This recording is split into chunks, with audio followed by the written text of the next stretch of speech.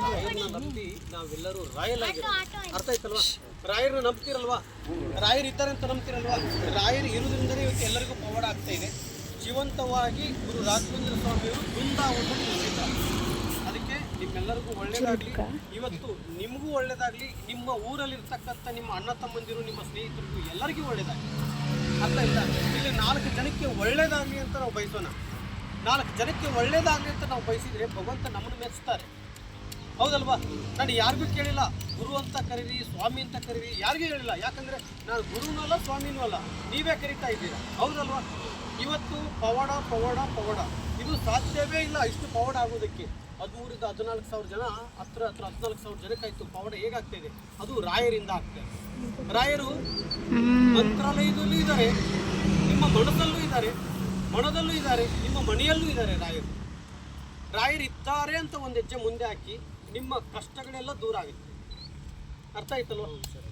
ರಾಯರನ್ನ ನಂಬಿ ರಾಯರು ಇವತ್ತು ಬೃಂದಾವನದಲ್ಲಿ ನೆಲೆಸ್ಕೊಂಡು ಎಷ್ಟು ಜನಕ್ಕೆ ಇವತ್ತು ಅವ್ರ ಹೆಸರನ್ನು ಹೇಳ್ಕೊಂಡು ಅವ್ರ ಸಂಸಾರ ತೂಗಿಸ್ತಾ ಇದ್ದಾರೆ ಅಂದರೆ, ರಾಯರೇ ನೀವೇ ಗತಿಯಪ್ಪ, ರಾಯರೇ ನೀವಿದಿರ ತಂದೆ ಅಂತ ಹೇಳಿಕೊಂಡು ಎಷ್ಟೋ ಮನುಷ್ಯನ ಇವತ್ತು ಬೆಳಕಾಗಿದೆ.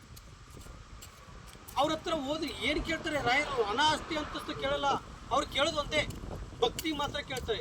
ತುಳಸಿ ಹಾಕಿ ಭಕ್ತಿಯಿಂದ ಹೂವು ಮುಡಿಸಿ ನಿಮ್ಮ ಮನಸ್ಸಲ್ಲಿ ಅಂದುಕೊಳ್ಳಿ, ತಂದೆ ನಿಮ್ಮನ್ನು ನಂಬಿ ನಿಮ್ಮ ಪಾದವನ್ನು ಹಿಡಿದಿದ್ದೇನೆ, ಈ ಕೆಲಸ ಯಶಸ್ವಿ ಆಗಲಿ ಅಂತ ಹೇಳಿದರೆ ಸಾಕು. ಮಗನೇ ಚಿಂತಿಸಬೇಡ, ಕರದಲ್ಲಿ ಬರುವ, ಕರೆದಾಗ ಬರುವ, ಕರೆದಂತೆ ನಡೆಸಿಕೊಂಡು ನಮ್ಮೆಲ್ಲ ಕಷ್ಟಗಳನ್ನೆಲ್ಲ ದೂರ ಮಾಡುವಂಥ, ಕರ್ಮಗಳನ್ನೆಲ್ಲ ದೂರ ಮಾಡುವಂಥ ಮಹಾನ್ ಗುರುಗಳು ಗುರು ರಾಘವೇಂದ್ರ ಸ್ವಾಮಿಯವರು. ಬೃಂದಾವನದಲ್ಲಿ 700 ವರ್ಷ ನಾನು ಜೀವಂತವಾಗಿ ಇರ್ತೀನಿ ಅಂತೇಳಿ ಭಗವಂತನಲ್ಲಿ ದೇವಾನ್ ದೇವತೆಗಳ ಹತ್ರ ಅಪ್ಪಣೆಯನ್ನು ತಗೊಂಡು ಬೃಂದಾವನದಲ್ಲಿ ನೆಲೆಸಿದ್ದಾರೆ. ಅದು ಜೀವಂತವಾಗಿದ್ದಾರೆ. ಪ್ರತಿ ಒಬ್ಬೊಬ್ಬರಿಗೂ ಪವಾಡ ಆಗ್ತಾ ಇದೆ, ಪ್ರತಿ ಒಬ್ಬೊಬ್ಬರಿಗೂ ಪವಾಡ ಆಗ್ತಾ ಇದೆ. ಅವ್ರ ಹೆಸರನ್ನು ಹೇಳಿದರೆ ಸಾಕು ಪವಾಡ ಆಗುತ್ತೆ, ರಾಯರ ಹೆಸರು ಹೇಳಿದರೆ ಸಾಕು ಪವಾಡ ಆಗುತ್ತೆ. ಅಲ್ಲ, ಇಷ್ಟು ಜನ ಬರ್ತಾ ಇದ್ದೇನು ಅಸಾಧ್ಯ, ನಂಬಕ್ಕಾಗತ್ತಾ? ಯಾಕೆಂದರೆ ನೋಡಿ, ಇವತ್ತಿನ ಒಂದು ಈ ಸ್ಥಾನ ನನಗೆ ಕೊಟ್ಟಿದ್ದಾರಂದರೆ ನಾನು ನಿಜವಾಗ್ಲೂ ಹೇಳ್ತಾ ಇದ್ದೀನಿ, ಗುರು ರಾಘವೇಂದ್ರ ಸ್ವಾಮಿಯವರು ನನ್ನನ್ನೇ ಯಾಕೆ ಸೆಲೆಕ್ಟ್ ಮಾಡಿಕೊಂಡ್ರು ಅಂತೂ ಗೊತ್ತಿಲ್ಲ, ಭಗವಂತ ನನ್ನನ್ನು ಯಾಕೆ ಆಯ್ಕೆ ಮಾಡ್ಕೊಂಡಿದ್ದಾರೆ ಅಂತಲೂ ಗೊತ್ತಿಲ್ಲ. ಇವತ್ತು 13,000 to 14,000 ಜನಕ್ಕೆ ಹೆಂಗೆ ಪವಾಡ ಆಗ್ತಾ ಇದೆ ಅಂತ ನನಗೂ ಗೊತ್ತಿಲ್ಲ. ಯಾಕಂದರೆ ಇಲ್ಲಿ ಪವಾಡ ನಾನು ಮಾಡಿಲ್ಲ, ಎಲ್ಲ ರಾಘವೇಂದ್ರ ಸ್ವಾಮಿಯವರು ಮಾಡಿರೋದು.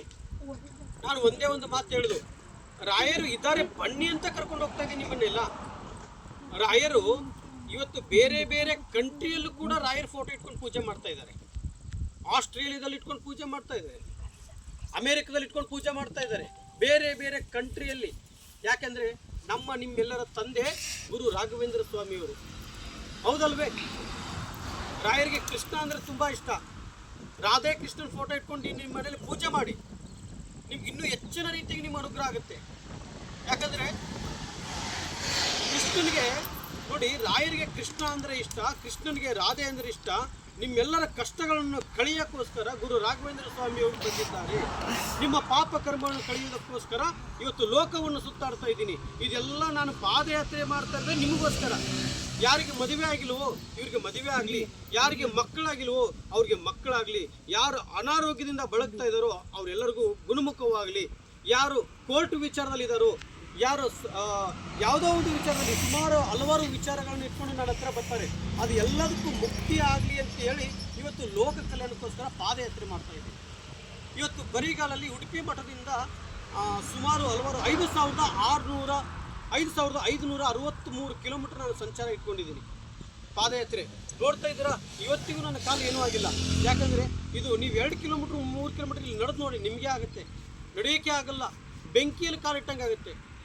ಈ ವ್ಯಕ್ತಿ ನಡೆದ್ರು, ನಡೆಯೋಕ್ಕಾಗಲಿಲ್ಲ. ಈ ವ್ಯಕ್ತಿ 3 ಕಿಲೋಮೀಟರ್ ನಡಿತೀನಿ ಅಂತ ಬಂದರು, ಅವ್ರ ಕಾಲಲ್ಲಿ ಬೊಬ್ಬೆ ಬಂತು. ಆವಾಗಲೇ ಯಾರೋ ಒಬ್ಬರು ಬಂದಿದ್ದರು, ನೋಡಿದ್ರಂತ ಕಾಣಿಸುತ್ತೆ.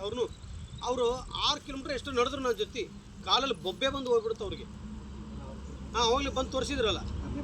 ಯಾಕೆಂದರೆ ನಾನು ಅಲ್ಲಿಂದ ಇಲ್ಲಿವರೆಗೂ ಸುಮಾರು ಒಂದು ಉಡುಪಿಯಿಂದ ಇಲ್ಲಿ ಎಷ್ಟು ಕಿಲೋಮೀಟರ್ ಆಗೋದು? ಉಡುಪಿಯಿಂದ 200 ಕಿಲೋಮೀಟರ್ ಬಂದರೂ ನನಗೇನೂ ಆಗಿಲ್ಲ. ಇದು ರಾಯರ ಪವಾಡ. ಯಾಕಂದರೆ ಹಂತದಲ್ಲೂ ಪ್ರತಿ ಕ್ಷಣದಲ್ಲೂ ಗುರು ರಾಘವೇಂದ್ರ ಸ್ವಾಮಿಯವರು, ರಾಯರೇ ನೀವೇ ಗತಿಯಪ್ಪ, ತಂದೆ ನೀವಿದ್ದೀರಪ್ಪ, ದೇವ್ರು ಯಾರು? ದೇವ್ರು ಎಲ್ಲಿದ್ದಾರೆ? ನಿಮ್ಮ ಮನಸ್ಸಲ್ಲಿದ್ದಾರೆ ದೇವರು.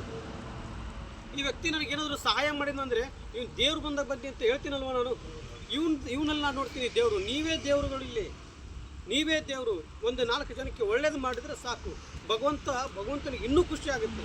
ಇವತ್ತು ಎಷ್ಟು ಜನಗಳು ಮನೆ ಒಳಗಡೆ ದೀಪ ಹಚ್ಚಿಡ್ತಾ ಇದೆ. ನಿಮ್ಮ ಅನಿಸಿಕೆಗೆ ನಾನು ಹೇಳಿದ್ದು, ನಾನು ದುಡ್ಡಿಂದ ಹೋಗಿದ್ರೆ ಇವತ್ತು ಕೋಟಿಗಂಟೆ ಸಂಪಾದನೆ ಮಾಡ್ತಾ ಇದ್ದೆ. ಬಟ್ ದುಡ್ಡು ಬೇಡ, ಇವತ್ತು ಕಾಡು ಒಳಗೆ ಕೂತ್ಕೊಂಡ್ರು ನನಗೆ ಊಟ ಬೇಕು ಅಂದ್ರೆ ತಂದು ಕೊಡ್ತಾ ಇದ್ದಾರೆ. ಜೇವರ್ಗಿ, ಗುಲ್ಬರ್ಗ, ಬಿಜಾಪುರ, ಅಥಣಿ, ಎಲ್ಲಿಂದನೋ ಬಂದು ಗೋವಾದಿಂದ ತಗೊಂಡ್ಬಂದು ಕೊಡ್ತಾ ಇದ್ದಾರೆ ಊಟ. ನೀವು ಸಿಕ್ಕರೆ ಸಾಕಪ್ಪ ಅಂತ ಕಾಯ್ತಾ ಇದ್ದಾರೆ. ಹಿಂದೆ ಒಬ್ರು ಬಂದ್ರು, ಅಪ್ಪ ತಂದೆ ನೀನು ಮಠ ಎಲ್ಲಿದೆ ಹೇಳಪ್ಪ, ಅಪ್ಪ ತಂದೆ ನೀನು ಮಠ ಮಾಡಪ್ಪ, ನೀನು ಮಠ ಮಾಡಿದ್ರೆ ಸಾಕು, ಹುಡುಕಿ ಸಾಕಾಗೋಯ್ತು, 2 ವರ್ಷ ಆಯ್ತು ನಾನು ಹುಡುಕ್ತಾ ಇದ್ದೀನಿ ನಿಮ್ಮನ್ನ ಅಂತ ಹೇಳ್ತಾ ಇದ್ದಾರೆ. ನಾನು ಮಠ ಮಾಡಿ ಹೆಸರು ಗಳಿಸ್ಕೋಬೇಕಾಗಿಲ್ಲ, ನಾನು ಲೋಕ ಸುತ್ತವನು, ಲೋಕವೇ ನನ್ನ ಮಠ ಆಗಿದೆ ಇವತ್ತು ಅಂತ ಹೇಳಿದೆ ನಾನು. ಯಾಕಂದರೆ ನೀವೇ ಎಷ್ಟು ವರ್ಷ ಆಯ್ತು ನಾನು ಹುಡುಕ್ತಾ ಇದ್ದೆ? 2 ವರ್ಷದಿಂದ ಹುಡುಕ್ತಾ ಇದ್ದೀರಾ, ಸಿಕ್ಕಿರಲಿಲ್ಲ ನನಗೆ, ಹೌದಲ್ವಾ? ಸುಮಾರು 1 ವರ್ಷ, 1.5 ವರ್ಷ, 2 ವರ್ಷ ಇದೇ ರೀತಿಯಾಗಿ ನಾನು ಹುಡುಕ್ತಾ ಇದ್ದಾರೆ. ಆದರೆ ಹಲವಾರು ಮುಂತಾದ ಎಷ್ಟೋ ಪವಾಡಗಳನ್ನಾಗಿದೆ. ಆ ಪವಾಡ ಮಾಡಿದ್ದು ನಾನಲ್ಲ, ಪವಾಡ ಮಾಡಿದ್ದು ರಾಘವೇಂದ್ರ ಸ್ವಾಮಿಯವರು. ದಯವಿಟ್ಟು ನಿಮಗೆ ಕೈ ಮುಗಿದು ಕೇಳ್ಕೊಳ್ತಾ ಇದ್ದೀನಿ, ಮಂತ್ರಾಲಯಕ್ಕೆ ಹೋಗಿ ಬನ್ನಿ. ರಾಯರಿರೋದು ಮಂತ್ರಾಲಯದಲ್ಲಿ.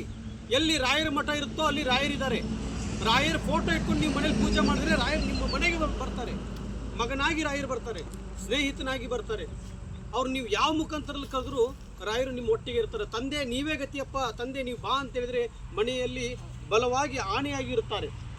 ಚಿಂತಿಸಬೇಡ, ನಾನು ನಿಮ್ಮೊಟ್ಟಿಗೆ ಇದ್ದೀನಿ ಅಂತ ಹೇಳ್ತಾರೆ. ಅದಕ್ಕೆ ನೀವೆಲ್ಲರೂ ಭಕ್ತಿಯಿಂದ ರಾಯರನ್ನ ಪೂಜೆ ಮಾಡ್ತೀರಾ, ರಾಯರ ಫೋಟೋ ಇಟ್ಕೊಂಡು ಪೂಜೆ ಮಾಡ್ತೀರಾ.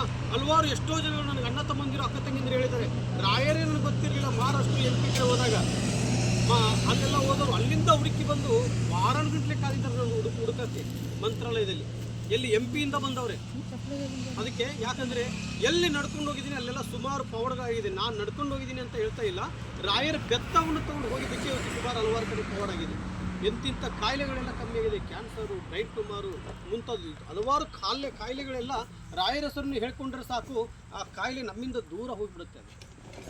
ಅದಕ್ಕೆ ನೀವೆಲ್ಲರೂ ಈ ಮೊದಲನೇ ವ್ರತ ಮಾಡಿ, ಇನ್ನೂ 4 ವ್ರತಗಳಿದೆ.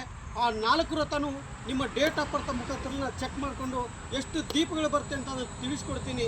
ಆ ದೀಪಗಳಿಂದ ನಿಮ್ಮ ಪವಾಡ ನೀವೇ ನಂಬೋಕ್ಕಾಗಲ್ಲ. 22 ವರ್ಷ ಆಗಿದೆ, ಮದುವೆಯಾಗಿ ಮಕ್ಕಳಾಗಿಲ್ಲ. ಈ ವ್ರತ ಮಾಡಮ್ಮ ನಿನಗೆ ಮಗು ಆಗುತ್ತೆ ಅಂತ ಹೇಳಿದೆ. ಆ ಒಂದು ತಾಯಿಗೆ ಮಗು ಆಯಿತು. 18 ವರ್ಷ, 20 ವರ್ಷ, ಎಷ್ಟೋ ವರ್ಷ ಆಗಿದೆ ಮಕ್ಕಳಾಗಿಲ್ಲ. ಅವ್ರಿಗೆಲ್ಲರಿಗೂ ಇವತ್ತು ಮಕ್ಕಳಾಗಿದೆ. ಅದಕ್ಕೆ ಖಂಡಿತ ರಾಯರನ್ನ ನಂಬಿ ಎಲ್ಲರಿಗೂ ಮೂಲ ರಾಮನ ಇಚ್ಛೆ, ಯಾವ ರಾಮ ಏನು ನಡೆಸ್ತಾರೆ, ರಾಯರು ಏನು ನಡೆಸ್ತಾರೆ. ಯಾಕಂದರೆ ನಾವಿಲ್ಲಿ ಇರ್ತಕ್ಕಂಥವ್ರು ಎಲ್ಲರೂ ಗೊಂಬೆ. ಇಲ್ಲೆಲ್ಲ ನಾವೆಲ್ಲ ಅವ್ರು ಏನು ಭಗವಂತ ಆಟ ಆಡಿಸ್ತಾರೆ ನಾವು ಆಟ ಆಡಲೇಬೇಕು. ಆದರೆ ಒಂದು ಸಲ ಶನಿ ಕೂಡ್ತಂದರೆ 7 ವರ್ಷ, 14 ವರ್ಷ, 21 ವರ್ಷ ಮನುಷ್ಯನಲ್ಲಿ ಶನಿ ಕೂಡ್ಕೊಳ್ಳುತ್ತೆ. ಆ ಶನಿಯನ್ನು ದೂರ ಮಾಡಬೇಕು ಅಂದರೆ ರಾಯರ ವ್ರತವನ್ನು ಮಾಡಬೇಕು. ನನಗೆ 20 ವರ್ಷ ಆಯಿತು, 25 ವರ್ಷ ಆಯಿತು, ನನಗೆ ಇನ್ನೂ ಪವಾಡ ಆಗಿಲ್ಲಪ್ಪ ಅಂತ 7ವರೆಗೆ ಹೇಳ್ತಾ ಇರೋದು ನಾನು. ಸುಮಾರು 30 ವರ್ಷ ಆಯಿತು, ನಾನು ರಾಯರ ಪರಮ ಭಕ್ತ, ನನಗೆ ಯಾಕಾಗಿಲ್ಲ ಅಂತ ಕೇಳ್ತಾರೆ. ನಿಯಮ ರೀತಿ ಅನ್ನೋದಿತ್ತು ಅಂದರೆ ನೀವು ಜೀವನದಲ್ಲಿ ಮುಟ್ಟಿದ್ದೆಲ್ಲ ಚಿನ್ನ ಆಗುತ್ತೆ. ಅದಕ್ಕೆ ಬೆಳಗಿನ ಜಾವದಲ್ಲಿ ಎಷ್ಟು ದೀಪ ಹಚ್ಚಬೇಕು, ಆ ದೀಪಗಳನ್ನು ತಿಳ್ಕೊಂಡ್ರೆ ಸಾಕು ನಿಮಗೆ ಪವಾಡ ಆಗುತ್ತೆ. 4 ಗಂಟೆಯಿಂದ 5:30 ಒಳಗಡೆ ಹೇಗೆ ಹಚ್ಚಬೇಕು, ದೀಪವನ್ನು ಹೇಗೆ ಹಚ್ಚಬೇಕು, ಆ ದೀಪಗಳನ್ನ ಹಚ್ಚಿದ್ರೆ 20 ವರ್ಷದಿಂದ ಆಗ್ಲಾರಂಥ ಕೆಲಸ ಓಪನ್ ಚಾಲೆಂಜ್ ಮಾಡಿ ಹೇಳ್ತಾ ಇದ್ದೀನಿ. ಇವತ್ತು ನಿಮ್ಮ ಕೆಲಸ ಯಶಸ್ವಿಯಾಗುತ್ತೆ. 20, 25 ವರ್ಷ, 28 ವರ್ಷ ಕೋರ್ಟ್ ವಿಚಾರದಲ್ಲಿ ಬರೆದಾಡ್ತಾ ಇದ್ದಾರೆ ಅಂಥವ್ರಿಗೆಲ್ಲ 7ನೇ ವಾರ 8ನೇ ವಾರದಲ್ಲಿ ಪವಾಡಗಳಾಗಿದೆ. ಅದಕ್ಕೆ ಇವತ್ತು ರಾಯರು ಇದ್ದಾರೆ ಅಂತಂದು ಒಂದು ಹೆಜ್ಜೆ ಮುಂದೆ ಹಾಕಿದರೆ ಸಾಕು, ನಮ್ಮ ಜೀವನ ಚರಿತ್ರೆಯನ್ನೇ ಬದಲಾಯಿಸ್ಬಿಡ್ತಾರೆ ಮಹಾನ್ ಗುರುಗಳು, ಗುರು ರಾಘವೇಂದ್ರ ಸ್ವಾಮಿ. ಹೇಳಿ ಒಂದ್ಸಲ, ಪೂಜ್ಯಾಯ ರಾಘವೇಂದ್ರಾಯ ಸತ್ಯಧರ್ಮ ರಥಾಯ ಚ ಭಜತಾಂ ಕಲ್ಪವೃಕ್ಷಾಯ ನಮತಾಂ ಕಾಮಧೇನುವೇ ರಾಯರಿದ್ದಾರೆ. ಜೈ ಶ್ರೀರಾಮ್, ಜೈ ಶ್ರೀರಾಮ್, ಜೈ ಶ್ರೀರಾಮ್. ಎಲ್ಲರಿಗೂ ಒಳ್ಳೆಯದು.